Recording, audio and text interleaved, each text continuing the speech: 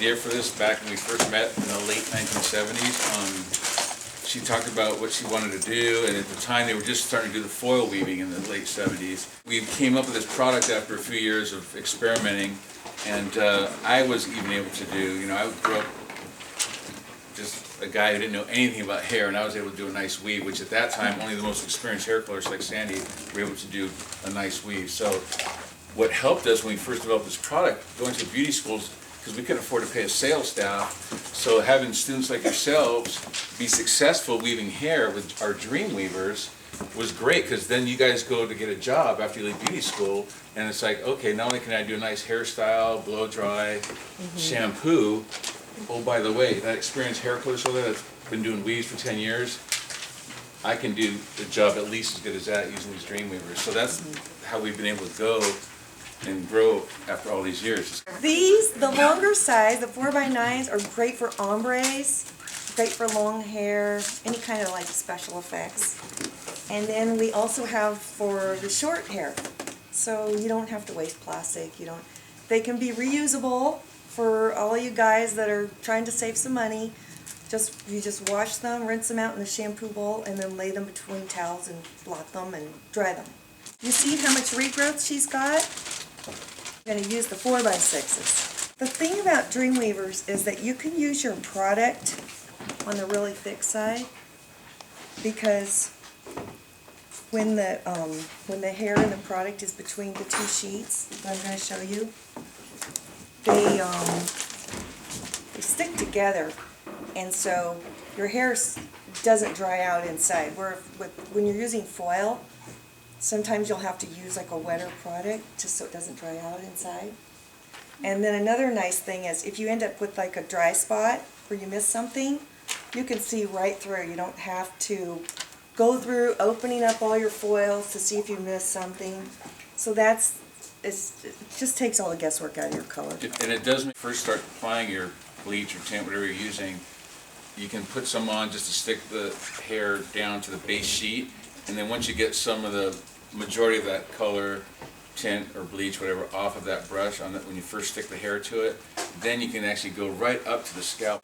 Quite often, even the most experienced hair colorists can rarely get right to the scalp application because they're worried about bleeding once the process takes place. Now, what I'm going to do is, I usually start right here, and then I work my way down, and then I do my weaves in sections. And that way, when one section is done, you know when it's done. You can see it. It's like looking at pages in a book. Then you can take that section off. You're not going to over-process hair anymore. What I'm going to do is, see that part right there? I'm going to lay this first sheet right on the part, on it, okay? And then I'm going to clip it on.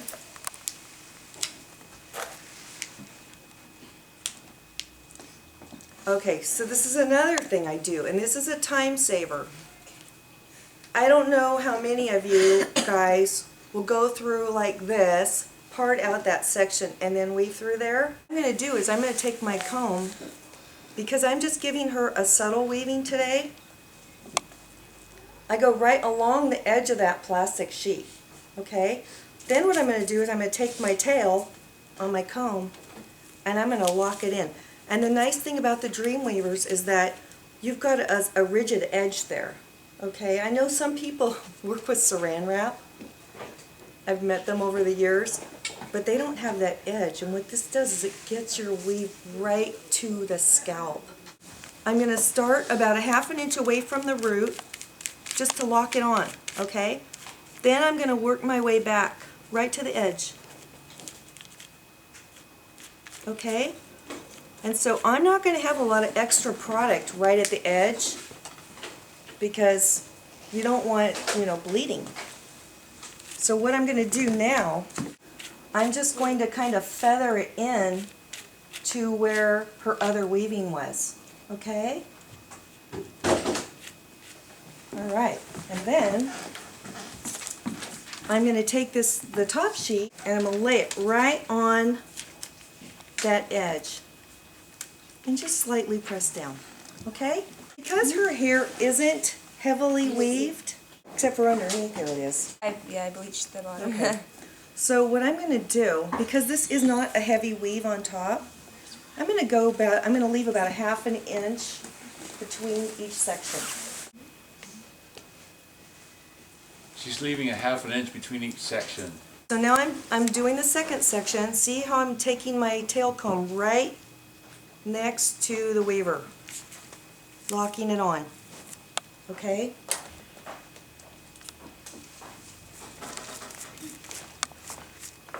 Starting a ½ an inch away from the base, from the root, then working my way back up, right to the edge of the plastic.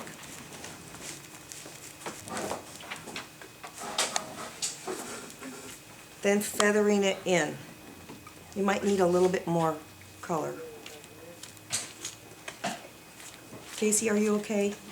Yeah.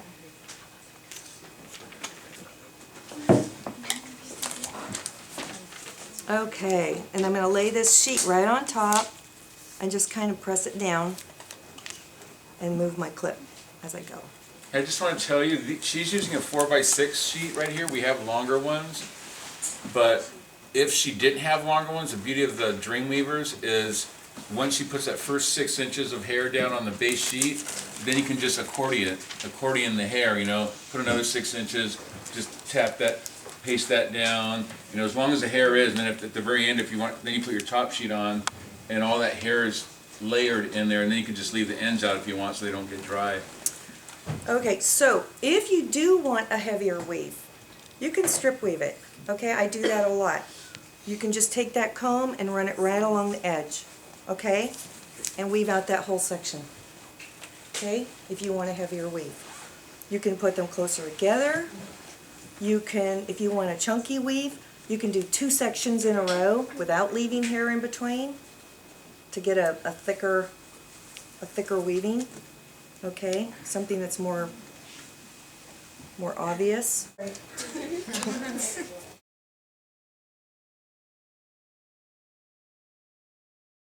Salon. Westlake Village, Westlake Haircutting and It's like the Styling. first one in that town. We're right on the right across the street from the Westlake Inn, where they just put the vineyard in. It's a nice shopping center. Cool thing about this product is that I'm going to go back and look at the front. Look at that color.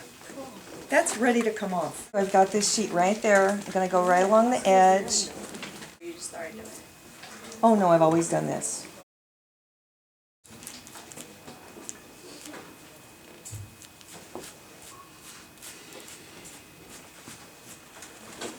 Even go do it on a cruise liner.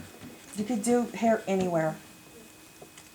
Okay, so now I'm getting down to this place down here where she's got something else going on here. Yeah, I bleached the underside of my hair. I'm going to get a little bit heavier right here and pull the hair tight. She's doing a heavier weave on the back area. To match what she's got. You will do the same thing when you're doing a color touch-up, like sort of feather it out? Yeah. Absolutely. And then if I'm doing an ombre, I'll take the large sheet and I'll clip it underneath. I'm not going to do it here because that's not what she's got, but. And then what I'll do is I'll piggyback them, okay? Clip that together, brush my bleach on down here, and then really saturate it down here, and then start brushing it up backwards the other direction, okay? Just little pieces, and leave it, you know, don't bring it up so far, okay? Her hair is heavier weave down here, strip weaving here, okay?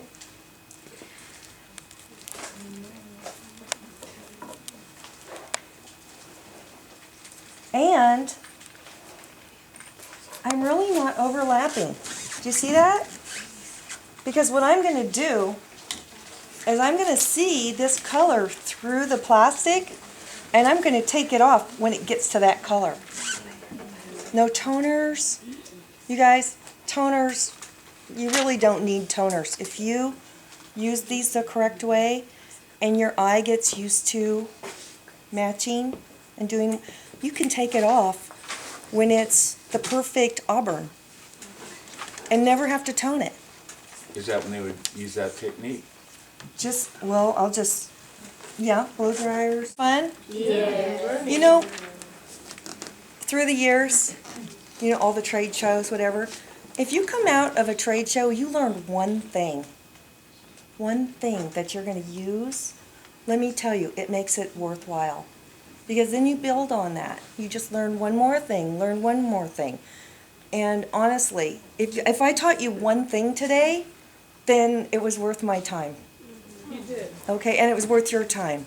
Okay? I know this is a lot of education. It's a lot probably to handle all at once. But the more you see this, I'm telling you, the easier it gets. Seriously. Sure can.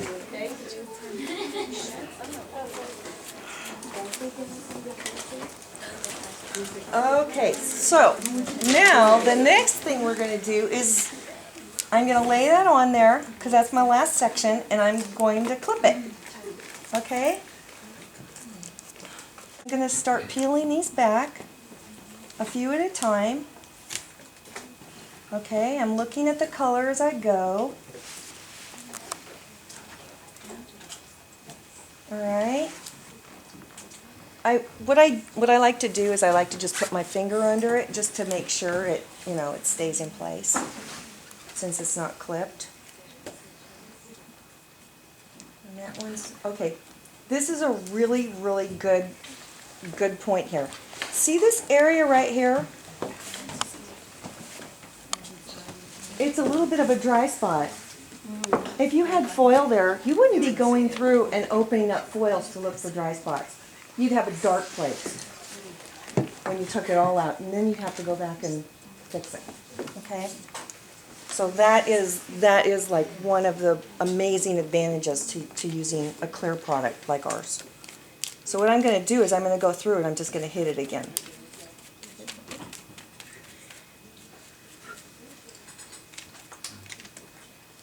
Okay, and then, because I moved that, I'm just going to get a new sheet. I don't want to take a chance and get a bleed spot. Alrighty. Then I'm going to fold that back.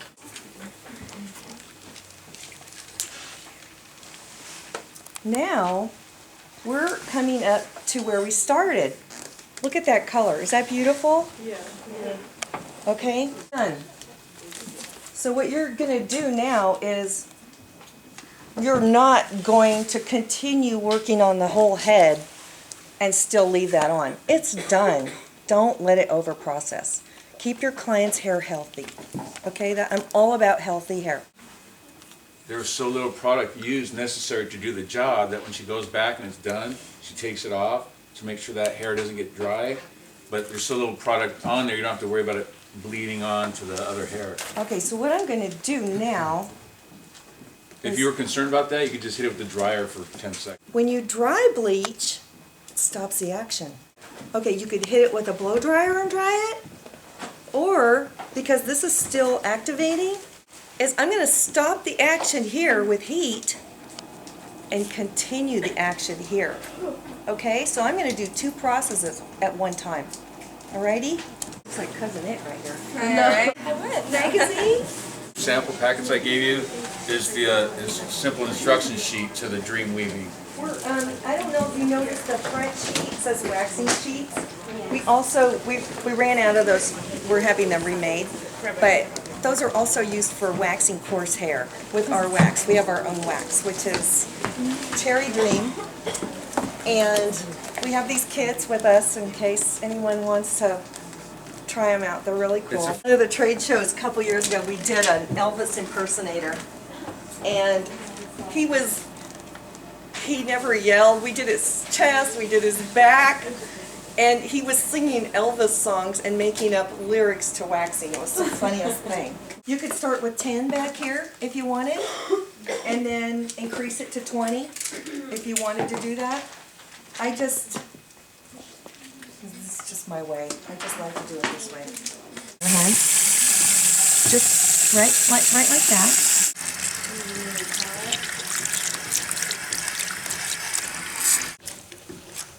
Okay, Kasey, I'm going to sit you up. What I'm going to show you is that this weave goes right to the scalp. It looks like that color is growing right out of her head. I want you to go around, honey. And then this underneath, look how we matched that to what she already had. Now, I just used one of my tail combs just to lock that hair in place just to get it out of my way. Okay, because we don't need that anymore. I'm going to move around to the front. Okay? And because you want to be careful that you don't forget that you stop there and do a weave right next to it, unless you want a thicker section. So I want to make sure that I have as much hair pulled out of there. I'm going to pull out a section of hair that we're not going to weave, okay? And I'm just going to wrap it around there, okay? I'm going to kind of eyeball this and pull out the sides. Okay, so I have this middle section here that I'm going to work with. All right? The mohawk. And I'm going to move my clip. Old down, but it still works. Especially, you know, if I end up having to put her under the dryer, it'll still work perfectly. So, you know, you don't want to waste product. Especially, you know, when it's not your product that you're using. So when she started telling me about it, she says, hey, I've used this stuff in the surf shop and sail making shop. And so that was the initial samples, and then she went from there and just... And I experimented on a doll head because I didn't know what it was going to do. I didn't know if it was going to melt onto the hair. I mean, you know, it's just like, you sure wouldn't want to use this on a client if you didn't know. So, but when we first started out in the business, they used to sell us gallons of 130 volume peroxide. Okay, can you imagine? That would melt the hair right off your head and give you chemical burns. It's scary stuff. So we used to dilute that down to make our developers. They don't sell it like that anymore. So what I did was I experimented with that and bleach under the heat lamps. And you could see the hair on the doll head was just melting inside the plastics, but the plastic stayed perfect. So I knew that somebody's going to use a 130 volume developer, and you know, we have to protect ourselves because somebody will do that. So it took us a little while to figure it out, and so we finally did, and that's our story.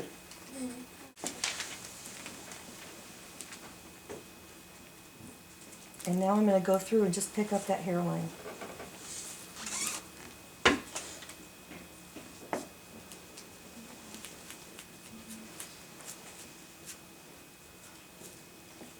And because I don't want to overlap, because that hair's already lightened right there, I just feathered it in right where it wasn't lightened.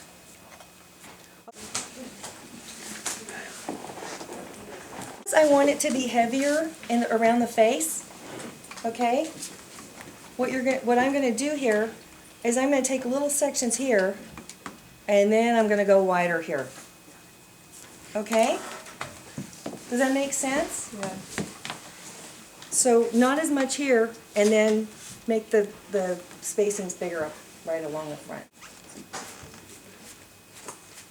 This was so nice. It is.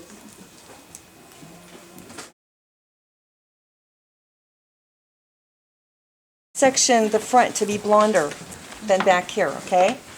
So I'm going to start here. I'm going to do little sections, then I'm going to go bigger.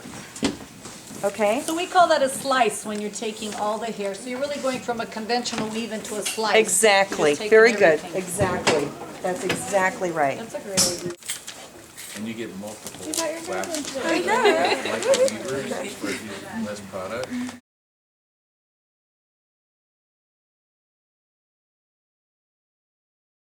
I'm gonna take this sheet, guys. Okay? Which the kids are missing. But it's on video. Okay. And I'm gonna just feather it in.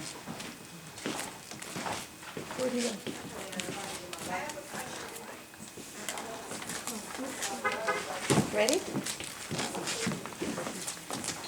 See how these stick?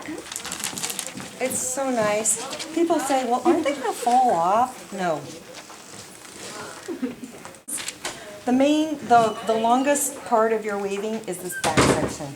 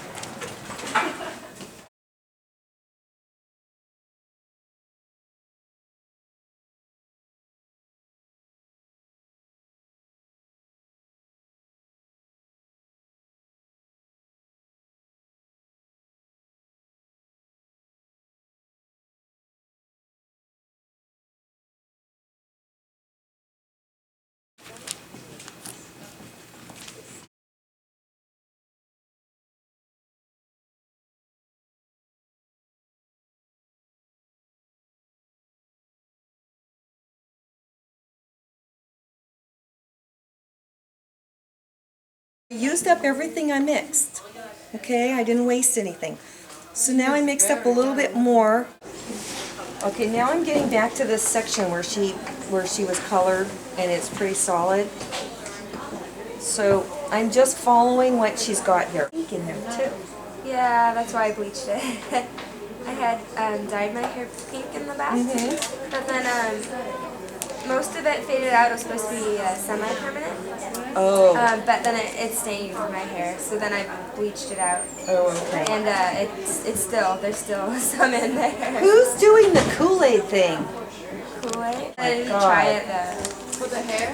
Yeah. Yeah, I've heard. The little girls Yeah, they're looking on YouTube. Yeah. are My using. daughter's friends did that. I know, and you cannot get it out. No, It it's is. permanent, yeah. It is so permanent. It's more The permanent red. than anything. Yeah, the reds and purples are so pretty. Yeah, I mean, you just have to cut the hair off. Because we've had a lot of parents bringing their girls in that are for school pictures. They don't want them to have that hair. Nothing you can do.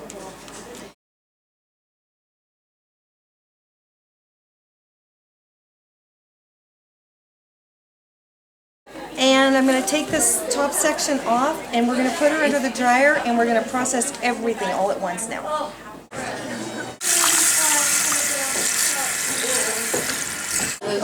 Wow. Beautiful. You are going to love this. I know. It's so exciting. Okay guys, see how she's a little bit blonder through the front? Yeah. And we just kind of blended it into the back.